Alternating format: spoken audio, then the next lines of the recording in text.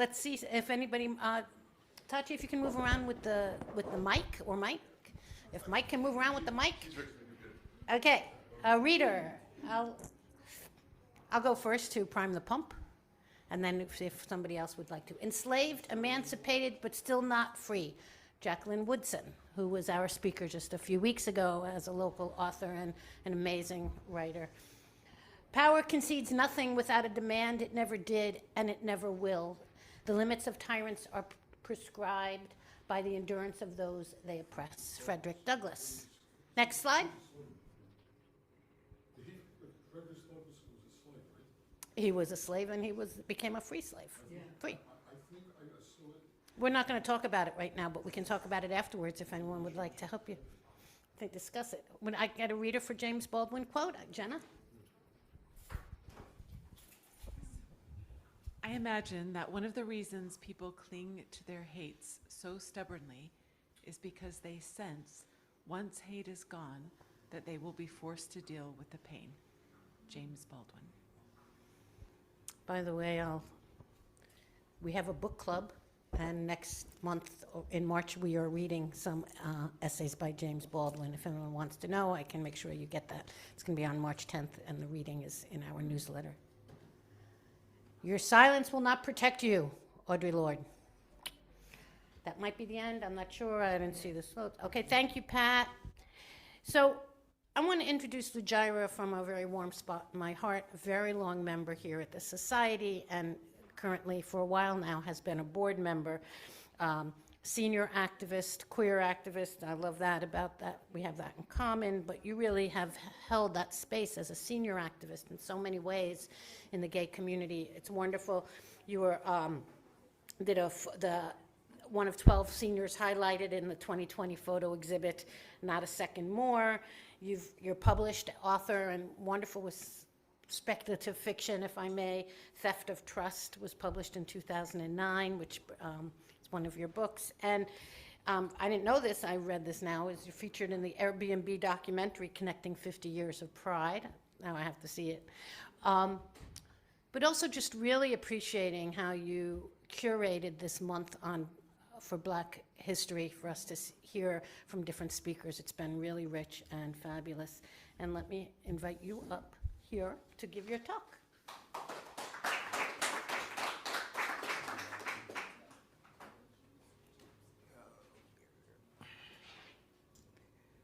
Good afternoon. The first thing I want to say is this is the 100th year of Black history started by Carter G. Woodson, as opposed to ending with it. Anyway, what is Black history? Black history is American history. And American history has been a fabrication in conjunction with pseudoscience, biggest lies, that Black folks were inferior and slavery was benign. Benevolent, ha. If you had all agency denied, be happy. Could you, if hungry, stand 10 to 50 lashes for taking a piece of bread or an apple? Be joyful. How could women who had no recourse against rape or children being sold be jubilant? Would you have been thrilled to know every minute of your life was controlled by others' whims? Think of these things.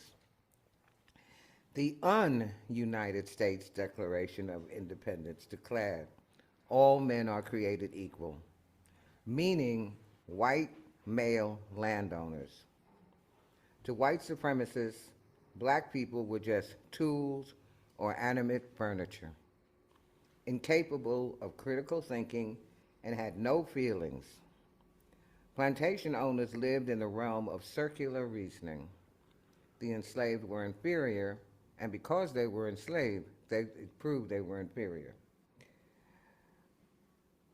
However, I just lost my thought. However, these people were blacksmiths, healers, wheelwrights, house servants, carpenters, cooks, and other essential assorted skilled workers. Uncertainty lived in the enslaved lives. One never knew if he or she would be sold because of owners' debts, didn't avoid eye contact, or just because. Federal, state laws, and the Constitution conspired to keep black folks uneducated and subservient. Neither the Emancipation Proclamation nor free papers saved. People were kidnapped and enslaved. Remember the movie 12 Years a Slave. Patty rollers, the forerunners of the KKK and for the police, would destroy the papers. Sharecropping led to another form of slavery, debt to buy seed, and lies about expenses kept people in bondage. As people of color made progress, supremacists screamed special treatment. Slavery was a pernicious, cancerous, poisonous, lifelong status allowing humans to be bought, sold, whipped, lynched, and inherited. The current boogeymen are diversity, equity, and inclusion, DEI, and woke. Tennessee Brando, a podcaster, said woke was uttered in 1938 by bluesman Ledbetter after the trial of the Scottsboro Boys. He warned travelers to avoid southern sundown towns. Victor Hugo published The Green Book. Pat, could you just put that up? It was for safe traveling for black folks from 1936 to 1966. Thanks.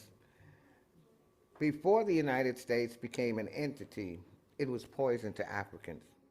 The Bacon Rebellion of 1676 created the rift between white and black indentured servants and slaves.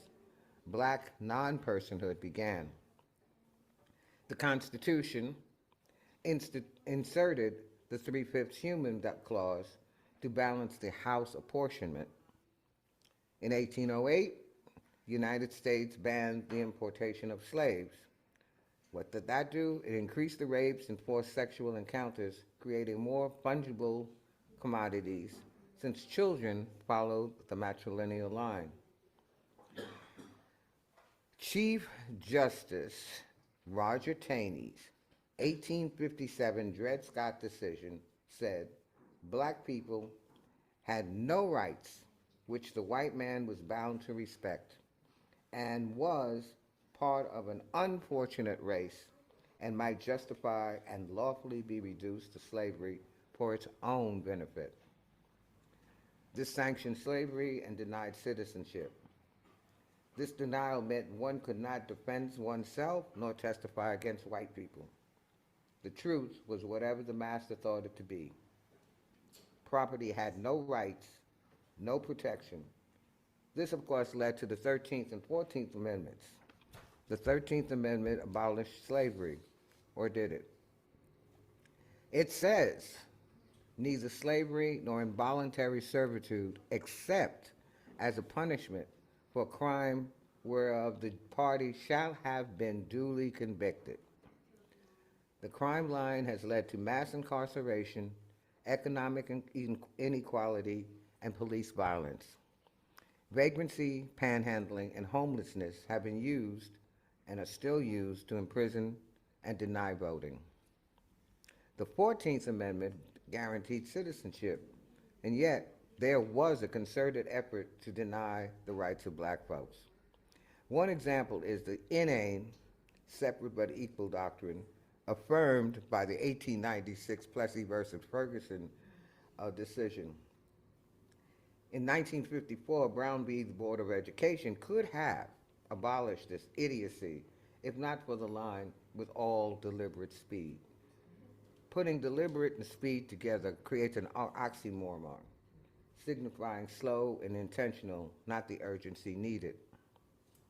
The abolishment of slavery didn't help the Negro. Sharecropping became the new slavery. Debt to buy seed and supplies, then told the yield wasn't enough to pay the debt. In medicine, black people were lab rats. The Tuskegee experiment, where syphilis went untreated deliberately. Philadelphia's Holmesburg prison, where unethical research lived, and the Philippines Bilibid prison in 1906. And don't forget, women went in for single medical treatment and came out with hysterectomies. Pat, put up the fugitive slave law. It compelled northern authorities, law enforcement, and ordinary citizens to report on fugitives and help slave catchers retrieve them. It was federal law. Penalties for not helping or abetting the enslaved included 6 months in prison and a fine of $1,000. Wonderful. The only group that actually worked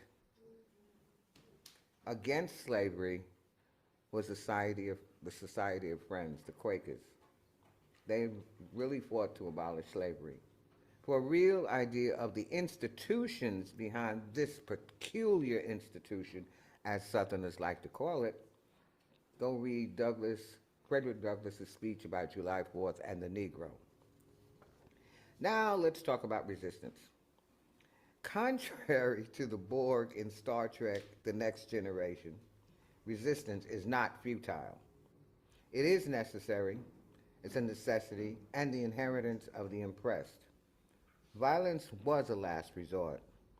Many rebellious acts were restrained.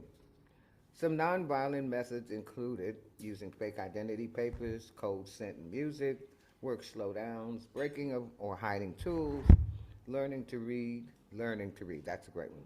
The Underground Railroad, light-skinned people carrying dark-skinned people to another state, Robert Smalls stealing a Confederate warship and giving it to the North. Louisiana defeated the Tignon head coverings law by decorating them. We also had collective silence, which was used to deter detection and serve as protection. Some super quiet acts involved poisons. Foxglove, belladonna, oleander, cyanide, death mushrooms, ricin, and Jimson weed.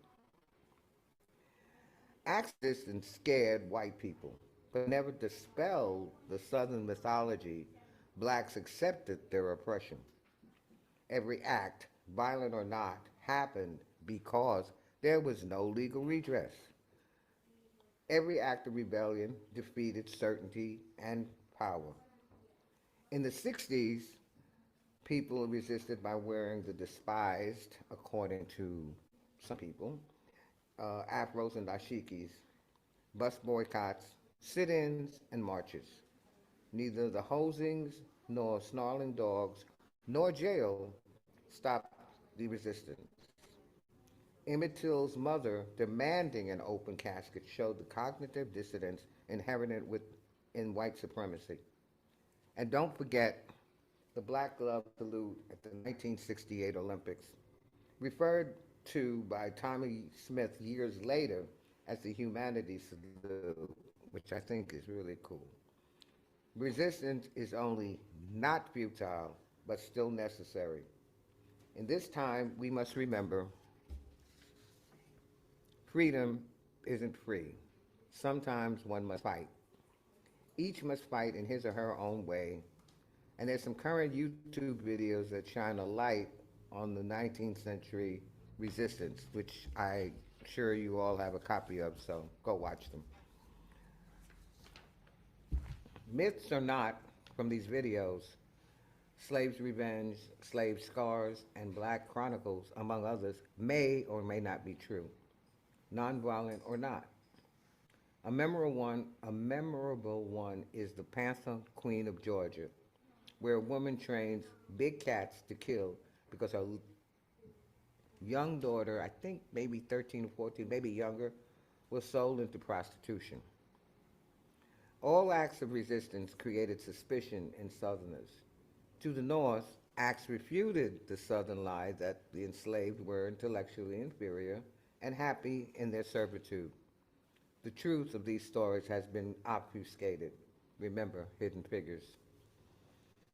Truth isn't the issue.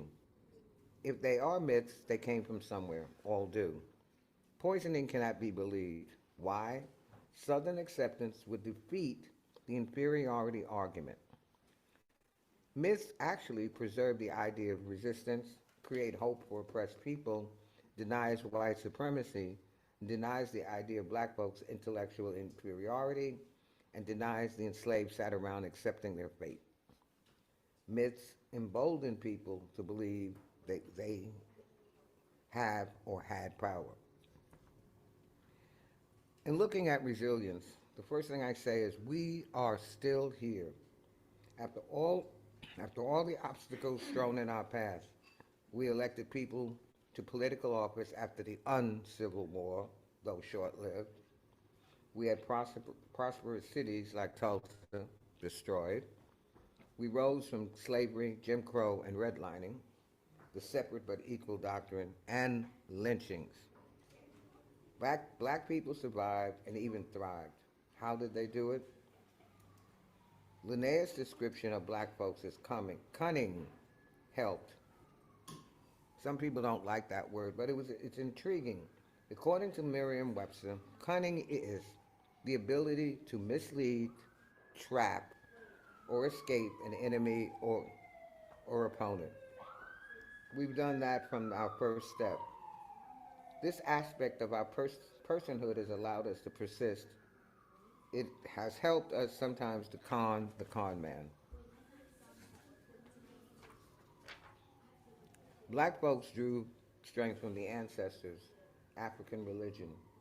This wisdom circumvented the plans of slaveholders who feared a rebellion like the one in Haiti.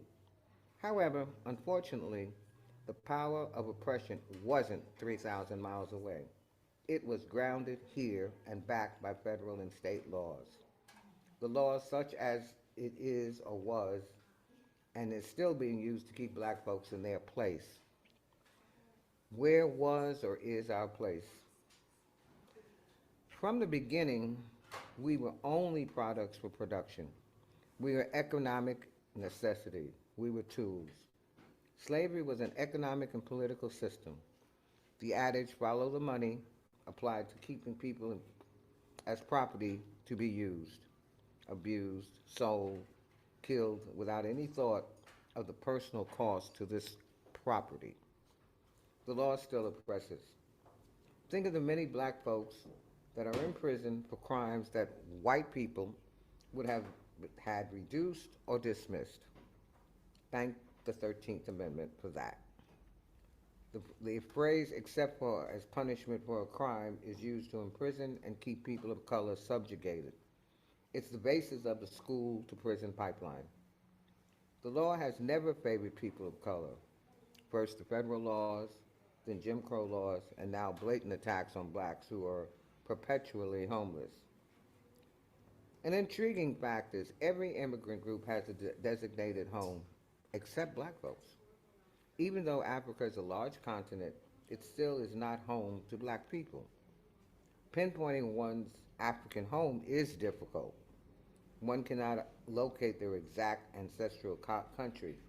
And even if we do find the country, are we accepted? Not always. Can we be un-Americanized enough to allow us to fold seamlessly into the society of another country? Probably not. Since arriving, black folks have always been unwanted but needed strangers in a strange land. I suggest the YouTube videos for the way some people responded to the barbarity of the system designed to domesticate humans like livestock. I titled this section Monolithic Construction. I don't know why, but I think my thought was people put people in groups, and those who sought laborers, and I use that word with great reservation, thought non-white people were stupid, savage, and needed guidance.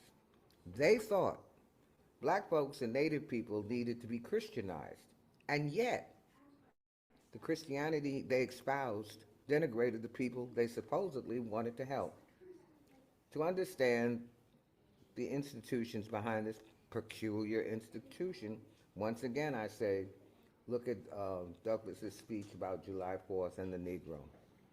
It was assumed any person within this despised group deserved the massacres, beatings, torture, and hangings they endured.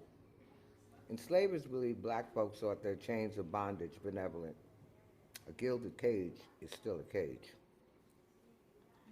In conclusion, slavery was a concerted conspiracy. Colonial, federal, and state governments conspired for over 200 years to block people of color's full participation in living in these ununited states. Colonialization led to collusion among banks, the clergy, government, insurance companies, and a host of others. Even the North, that was supposed to be anti-slavery, bought cloth, tobacco, rice, sugar, and other items made by enslaved people. Resistance has always been a refuge for the enslaved. When people are constantly and consistently oppressed, it's the only hope left. Resistance stories drifting through the slave quarters created a sense of hope.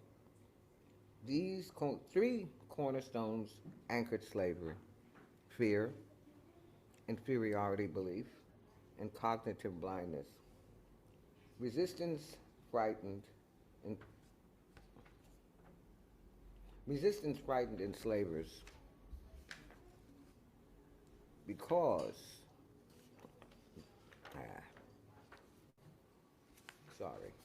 because they couldn't change their belief about black inferiority.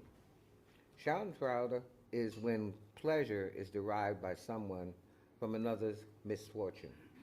This is what made slave masters enjoy the pain of the enslaved, oppressed, and is still in operation today. It is how racists with a hole in their soul thrive and why resistance is still needed. Resistance is the inheritance of oppressed people.